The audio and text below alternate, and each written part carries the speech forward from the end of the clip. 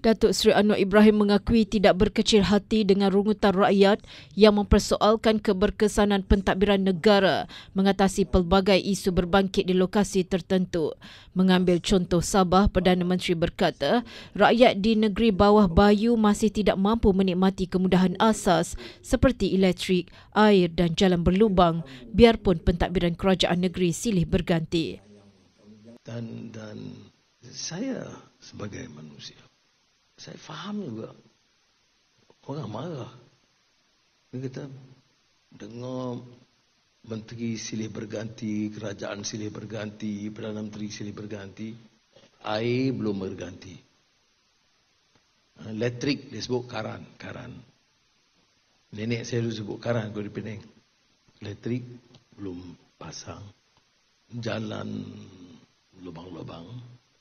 Jadi bagi dia resah. Dia belum cukup yakin. Saya tak salahkan mereka. Walaupun kita telah luluskan jumlah kewangan yang paling besar dalam sejarah. Saya sebut macam untuk di keseluruhan pembangunan dan operating expenditure untuk Sabah itu 17 bilion ringgit. Untuk air dekat 1 bilion, untuk elektrik 1.2 bilion ringgit. Tapi belum siap. Jadi selagi belum siap, kerana dia terasa terpinggir sekian lama, kita boleh faham. Sebab itu saya tak ambil sikapnya setengah politik. Oh, dia tak sokong aku marah-marah. Saya tidak. Saya cuba faham. Nah, ini baiknya orang yang lalui liku-liku yang agak sukar dan penuh derita. Dia lebih faham, empathize dengan derita orang. Jadi saya pergi turun ke Sabah hari Sabtu dan bagi tahu kepada mereka kita akan pantau dan program-program pelaksanaannya, dan saya percaya Menteri Alex akan juga perhatikan projek ini.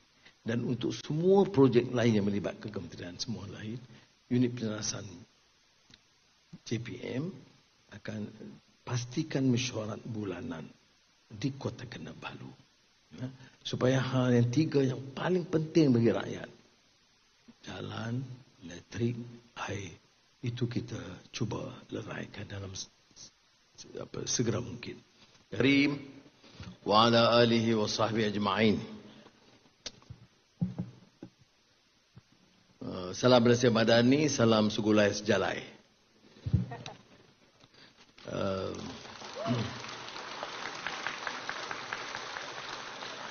Saudara Menteri Tun Sri Alexander Antara Tinggi, Timbalan Menteri Muhammad Maslan, KSN, KSU, rakan-rakan yang saya muliakan.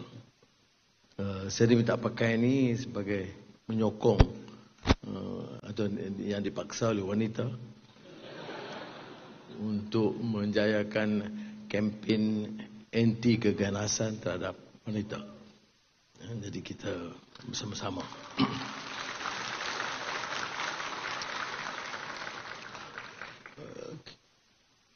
Saya bincang dengan KSN, kita mulakan perjumpaan bulanan ini daripada saya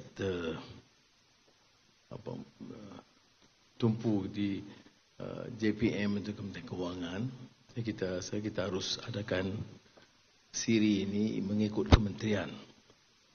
Tiap bulan kita pindah kementerian supaya dalam perjumpaan berikutnya setelah ada pertemuan, kita ada sesi khas dengan menteri dan pegawai untuk mendengar apa-apa masalah dari segi pelaksanaan program atau rencana yang ditetapkan.